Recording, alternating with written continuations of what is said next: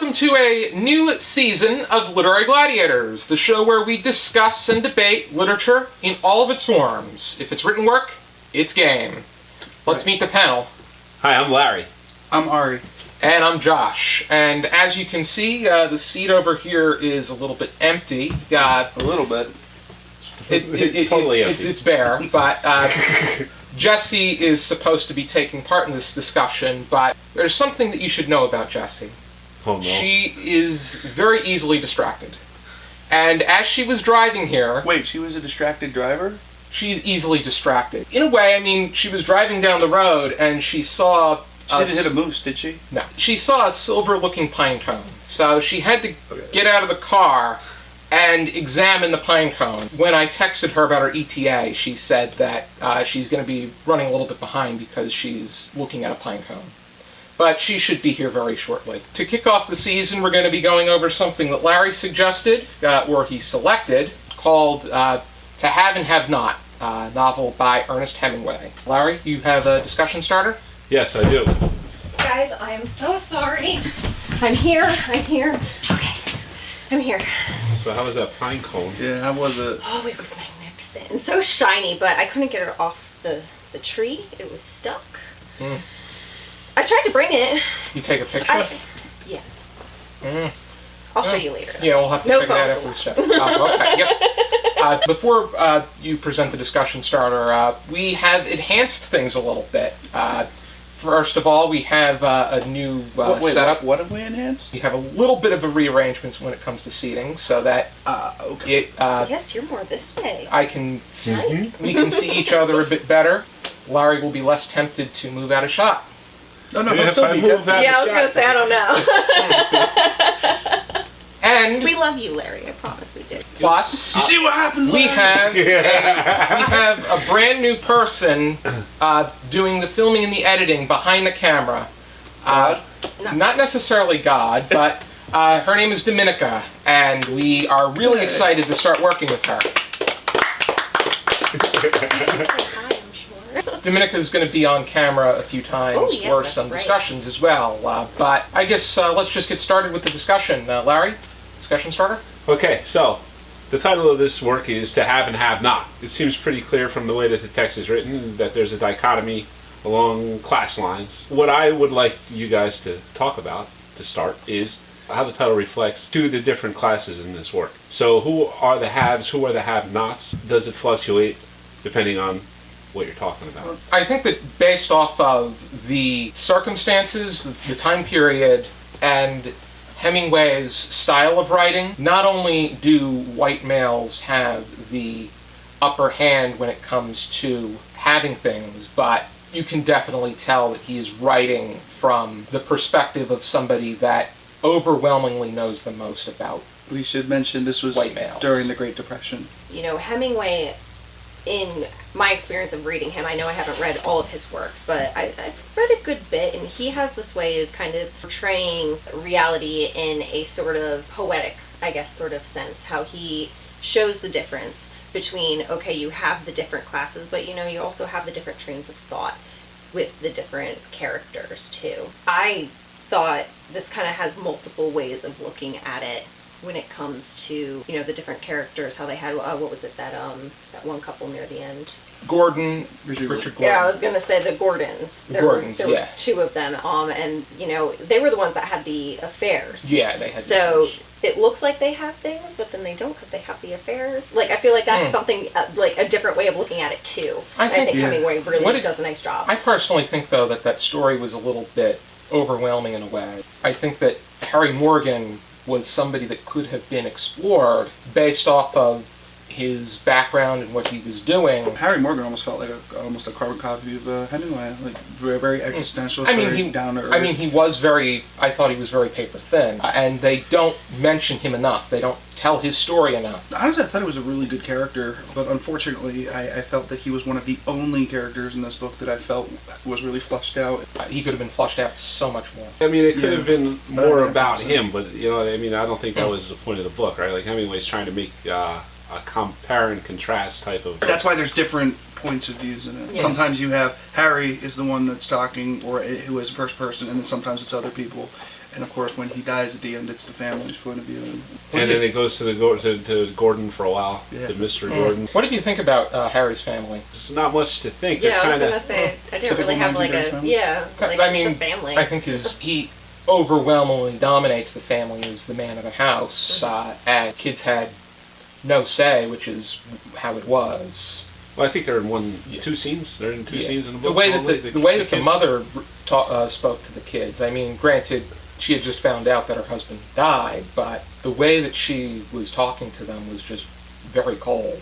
Yeah, and the way she's thinking about them as well. Mm-hmm. Yeah, at the very last chapter. Give a damn about them or whatever she said exactly. Yep. It it didn't seem like Harry really cared about his kids very much.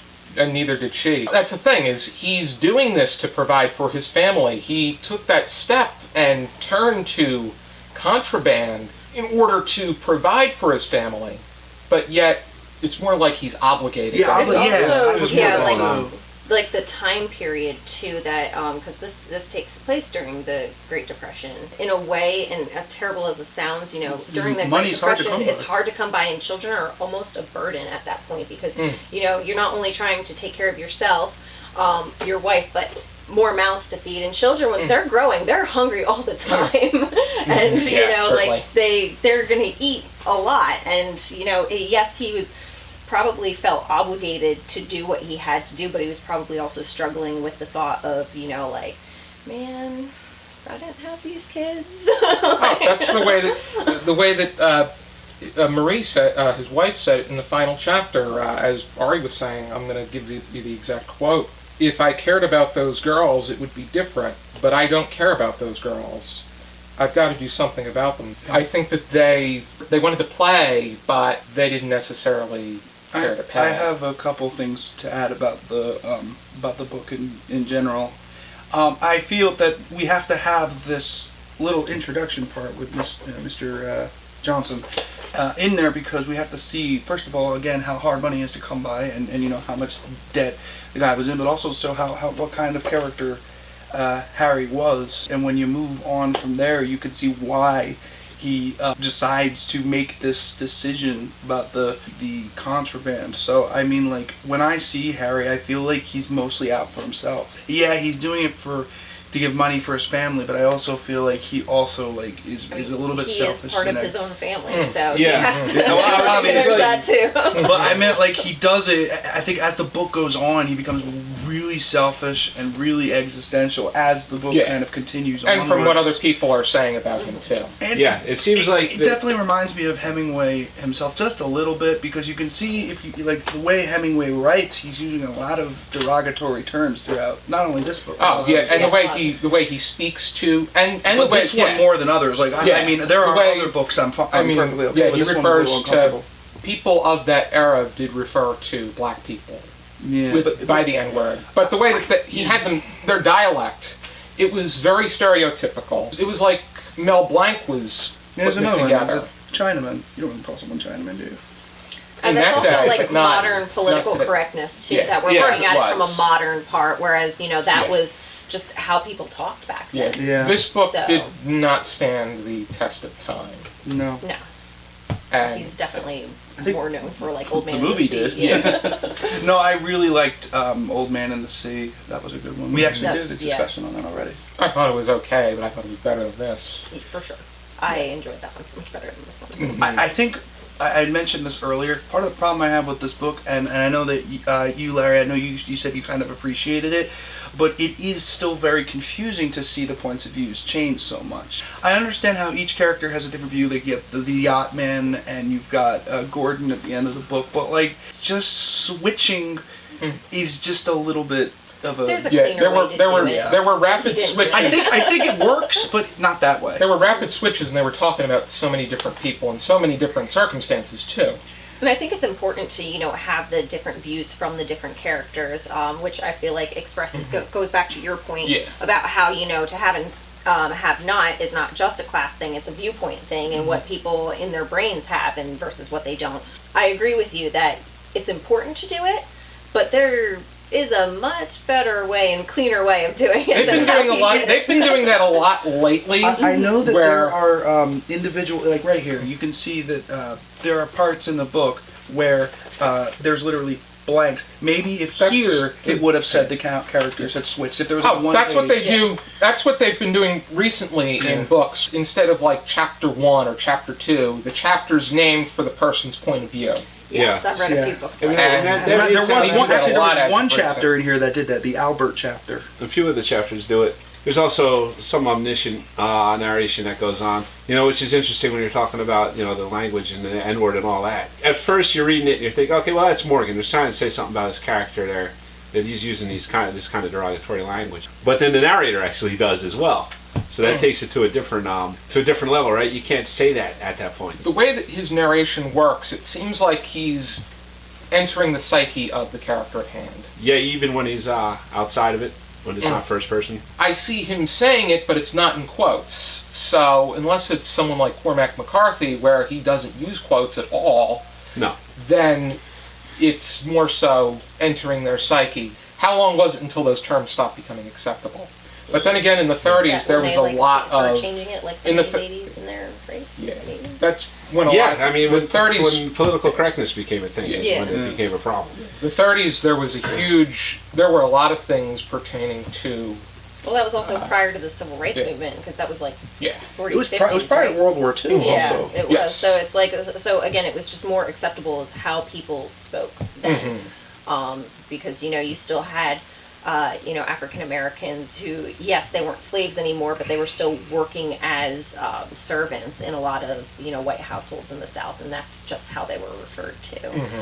Which, it doesn't make it right, but that's the time period, and we have to remember that, things change as time goes on, we learn more, but, we can't ignore that that's how they spoke, and that's what kind of brings a authentication, I guess, to the time period.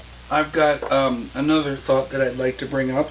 I always consider Hemingway, and I'm sure a lot of people consider Hemingway to be an existentialist author. I really believe that this book he even, I think Harry Morgan is absolutely, the definitive existential character. I feel like with the way he treats like Eddie, for instance, and the drunk guy and his wife Marie. What do you mean by existential? Well, I mean he feels like he moves on to his life and just let life kind of happen, and then when he loses his arm, he doesn't seem to really care that much. Almost it's almost as if he knows that that things are going to happen to him, and it's just life is kind of like this meaningless thing. He just keeps moving on.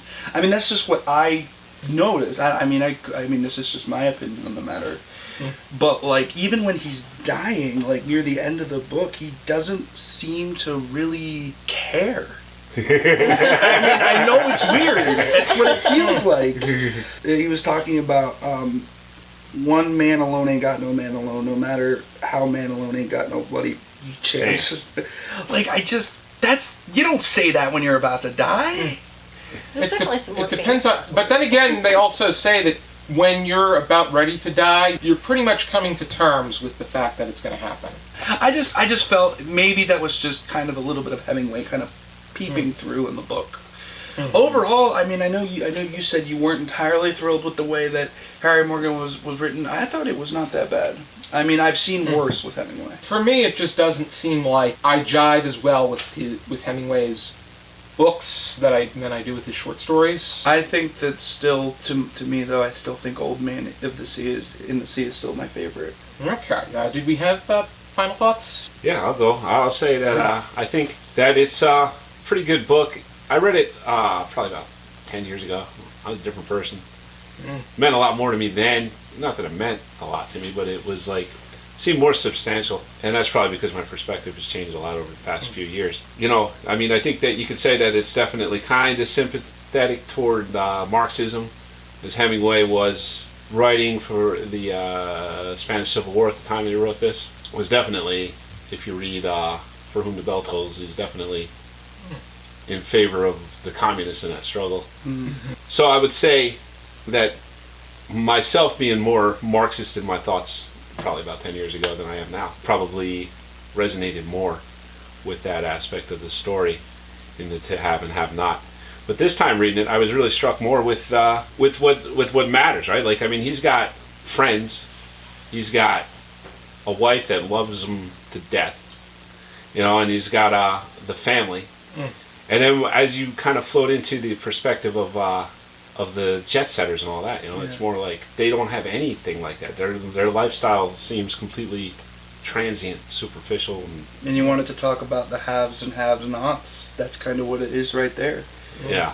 I mean, that was your initial question at the beginning. But like what you said with the discussion starter about the haves and have-nots, we can tell that like the have-nots being the poor people who were around during the present day, the jet setters and stuff, and then the haves were the people who were on the other end.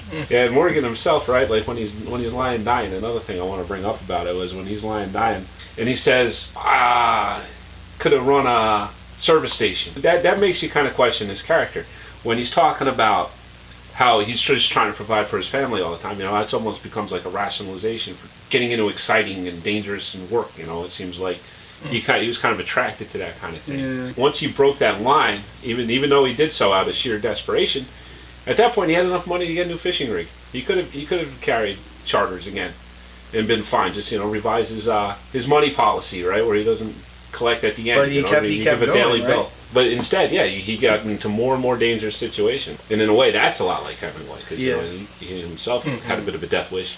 I mean, 1962. 61, but 61, sorry. I personally, I was not a fan of this book. I like the way that it was paced. I thought it was a bit more accessible. I like the inclusion of short chapters when short chapters were necessary. He did have longer chapters, but I felt that they were necessary at that time. I felt that he incorporated too many characters and their perspectives in a way that it was very... I can agree with you on that. It was sloppy.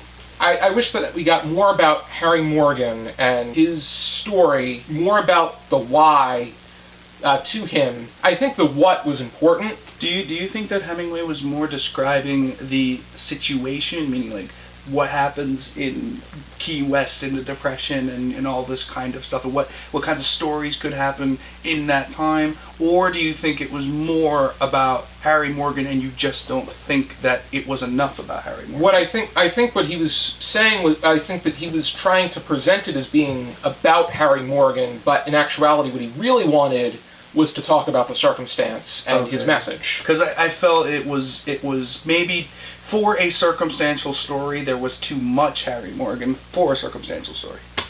Instead of it being too little Harry Morgan for a Harry Morgan-centric story. Yeah, I think it's more of a Key West story. I think I followed that. At a time and place. Sorry. It's like the story's more about the setting than it is about Harry Morgan.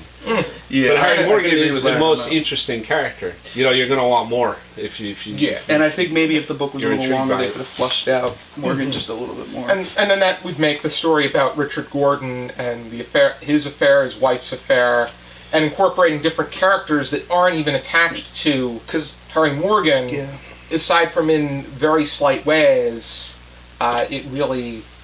Because Josh, I was kind of thinking, it overwhelms things. Since the beginning of the discussion, and now that you mentioned that, like, and also what Larry said, like, to have and have not, I don't really know if it specifically has to do with Harry Morgan. That's like more about the circumstance at hand, the title of the book. And I feel like that's why you asked that question in the first place. Well, I don't know about that, but that's an interesting point. It's an interesting Subconsciously, maybe, Larry. Because Harry Morgan, right? He's got a lot. He's got things that Hemingway did not. That nuclear family unit, right? He had that throughout his entire life. And Hemingway was married and divorced at least twice. Stuff like that is involved possibly as well if he's looking at it from a perspective of his own life. Did you know that Hemingway and F. Scott Fitzgerald were drinking buddies? A lot of them from the modernist movement were. Yeah, a lot of the expats, right? There's a There's good one on that too. There's this. What is that? It's the Lost Generation. Something Feast. Movable Feast? Movable Feast. So there's a lot about Hemingway. It's a book by Hemingway. It's a lot about F. Scott Fitzgerald and her. It's nonfiction. It's funny because I just this past weekend acquired a first edition copy of a Hemingway, To Whom the Bells Toll, as well as a first edition copy of, I can't remember the name of the book, of an F. Scott Fitzgerald book, both in the same purchase. So I just think that, I don't know, it's a little comical that you brought up that the two of them being drinking buddies. I was just like, oh, 2 first editions, I'm going to get these. Yeah, there's also On Writing, which is a collection of Hemingway letters, and there's quite a few letters that Hemingway Did wrote you know- to Fitzgerald in Yeah. that book. Stephen King would use that title. The for his memoir. director of the Memoir. Have and Have Not movie with Bogey that came out in 1944, the director of that actually said to Hemingway, like something along the lines of, he's on a fishing trip, he's like, I bet I could make a successful movie out of your worst novel. And then he mentioned this one as his work. That's opinionated. Out of the two novels I've read, I can't say he's wrong. You've only read two Hemingway Just this novels? and The Old Man in the Sea. We gotta get him to read more. Yeah, we got to get you Yeah, I was into gonna the I've more read at critically least acclaimed 5. works. Already. How would we rate this? 0 to 5 stars with half stars permitted? Larry? I'm going 3.5. I probably would have given it more 10 years ago, but like I said, my perspective has changed quite a bit, and I appreciate it now for different reasons, but still, it kind of left me wanting more of something. I don't know if I agree with Josh on what, but something more. Something more. Yeah. I have to say the same thing. I was kind of tossed at like 3 or 3.5. I'm gonna say a 3. I mean, I like the change of perspectives. I'm a big fan of books that do that, because then it gives you a little bit of perspective from, you know, all the different characters, not just one tunnel vision kind of look at everything. So I like that. I just thought it could be a little bit cleaner. Of the Hemingway works that I've read, I'm with you guys. It's not my favorite, but I wouldn't say it's bad. I mean, it's a Hemingway. You really can't, you know, step on it too much. He's a classical kind of, you know, writer, and you just have to respect it for what it is. So I'm going to go with a 3. From what I've read online and from the general population, this is not his most popular book. That being said, I'm not going to give it the worst grade ever. I think I'll give it a 2. Probably out of Hemingway's books, it's not as strong. I think it leaves a little bit to be desired. It does jump all over the place in a couple places. I think I appreciated Old Man in the Sea, and I also appreciated The Sun Also Rises a little bit more than I appreciated this book. Well, those are all time I think classics. The Old Man in the Sea, I think, had a more, the stronger message and a greater sense of concentration. And then, of course, I've also read For Whom the Bell Tolls, and I've also read a short story called Men Without Women. Mm-hmm. So those are all, and I think, you know what, now I think That's about it, a collection, I think, Men Without Women. yeah, and I think I also read Kilimanjaro too, I can't remember. Mm-hmm. I think of all of those, this is one of probably the weakest one, but it's still not, like, terrible. But if you're a Hemingway fan, definitely pick it up. If you haven't read it yet, it's just a little bit jumpy, so I'm going to give it a 2. I'm also going to give it a 2. I think that it was very sloppy, jumpy. I think Harry Morgan could have been a much stronger character. If there was a greater concentration with him, this would have been much better. Maybe less. I think there were a lot of distractions as far as other stories are concerned. I mean, Hemingway writes the strongest with white males, but especially here, he is very weak with writing other kinds of characters. It's almost as if, with minorities, it's almost cartoonish the way that he writes them. He concentrates more on their stereotype than he does on who they are as people. It was almost like, you know, he was like, oh, let me broaden my horizon and try to write this, and then just couldn't. I was really disappointed specifically with how I think he was a white male, I'm assuming, but I didn't like how he portrayed Eddie, for instance. Like, made him completely useless, pretty much. Hemingway was a white male, and he's probably the definitive white male author. Nothing wrong with that, but it just seemed, you write what you know, but I think good writers can write, they're meant to broaden their horizons. If you write what you know, then I won't be writing. You're terrible, Ari. Already. I know. If you're, Well, I guess that's something I do know. if you're interested in checking out this book, here is a copy. Thank you for tuning into this episode, and I hope you join us back next time for another episode of Literary Gladiators. For now, and as always, we encourage you to keep reading. Keep reading, everybody. Keep reading! Hey, keep reading. Hey everybody, Tori here with Literary Gladiators. Next week we're going to be going over Neil Gaiman's Neverwhere. It's going to be Ari, Jess, me, and Josh. So please tune in and don't forget to support us on Patreon. See you guys, and remember, keep reading!